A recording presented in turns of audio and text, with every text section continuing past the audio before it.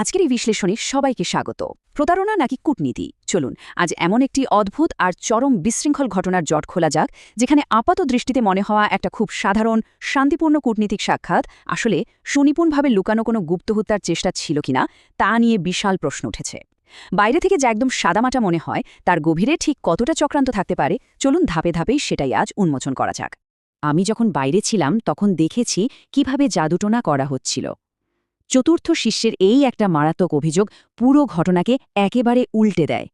একবার ভাবা যাক, একটা সাধারণ উপহার দেওয়ার অনুষ্ঠান চলছে, চারদিকে শান্ত পরিবেশ, আর ঠিক তখনই এমন একটা ভয়ঙ্কর অভিযোগ। মুহূর্তের মধ্যে নির্দোষ একটা মিটিং পরিণত হয় একটা গভীর রহস্যের মূল মঞ্চে। এই পুরো নাটকের শুরুটা হয় একটা ভীষণ কাঙ্ক্ষিত বই আর একটা কফিন হস্তান্তরের মধ্যে দিয়ে। এর ভেতরেই লুকিয়েছিল রহস্যময় সেই ফরমেশন প্যাটার্ন। সহজ ভাষায় বলতে গেলে এটা যেন একটা ভীষণ জটিল জাদুকরী তালা বা পাজল। অবাক করার মতো বিষয় হল, অপরিচিতদের এই প্যাটার্নের মাথামুন্ডু বুঝতে পুরো ২০টা বছর লেগে গিয়েছিল, অথচ মাস্টার তার অসাধারণ ক্ষমতা দিয়ে সেটা চোখের পলকে ডিকোড করে ফেলেন। মাস্টারের এই অবিশ্বাস্য ক্ষিপ্রতা আক্ষরিক অর্থেই সবাইকে চমকে দেওয়ার মতো। এখানে সবচেয়ে কৌতূহলের জায়গাটা হলো এই প্রত্নতাত্ত্বিক বস্তুগুলোর অবিশ্বাস্য মূল্য। কফিনের আসল মালিকের কোনো খোঁজ নেই।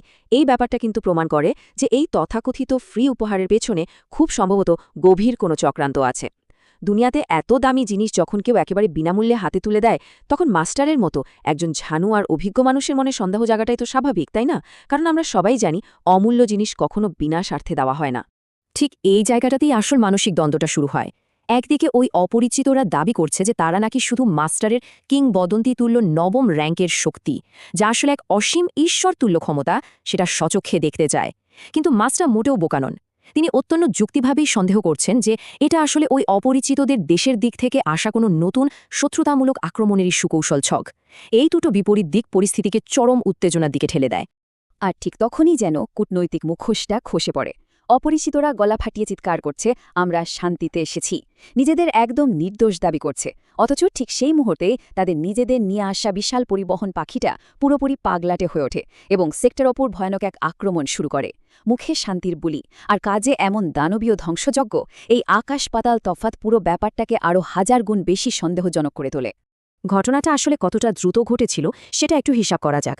০ সেকেন্ডে পাখির হিংস্র আক্রমণ শুরু, আর মাত্র ১৫ সেকেন্ডের মাথায় মাস্টার তার জেলি আর্টিফ্যাক্ট ব্যবহার করে এক নিখুঁত পাল্টা আক্রমণ করেন, এবং ঠিক ৩০ সেকেন্ডের মাথায় সেই বিশাল দানবীয় পাখিটা আহত হয়ে আক্ষরিক অর্থেই কাঁদতে শুরু করে। ভাবা যায়, মাত্র ৩০ সেকেন্ডের এই অবিশ্বাস্য ঘটনা প্রবাহ প্রমাণ করে যে সেক্টর প্রতিরক্ষা ব্যবস্থা কতটা ক্ষিপ্র আর শক্তিশালী। একবার পরিস্থিতিটা কল্পনা করা যাক। একটা বিশাল দানবীয় পাখি চারদিক তছনছ করে দিচ্ছে, আর সেই চরম ধ্বংসযজ্ঞের মধ্যেও মাস্টারের তীক্ষ্ণ নজর কিন্তু একটু এদিক ওদিক হয়নি। এই তাণ্ডবের মাঝেই তিনি অত্যন্ত শান্তভাবে কফিনের গায়ে লুকানো কিছু গোপন লেখা আবিষ্কার করে ফেলেন। তিনি বুঝে যান যে আসল রহস্য শুধু ওই বইটার মধ্যে আটকে নেই, বরং এই রহস্যময় কফিনটাই হল সব প্রশ্নের আসল চাবিকাঠি।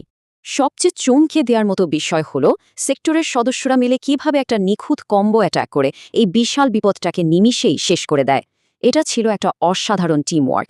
একদিকে মাস্টার তার অদ্ভুত কিন্তু মারাত্মক জেলি আর্টিফ্যাক্ট দিয়ে নিখুঁত আঘাত হানছেন, আর অন্যদিকে বাঁশিওয়ালি মেয়ে তার জাদুকরী সঙ্গীতের মাধ্যমে প্রাণীদের নিয়ন্ত্রণ করার ক্ষমতা কাজে লাগিয়ে ওই দানবটাকে পুরোপুরি শান্ত করে ফেলছে।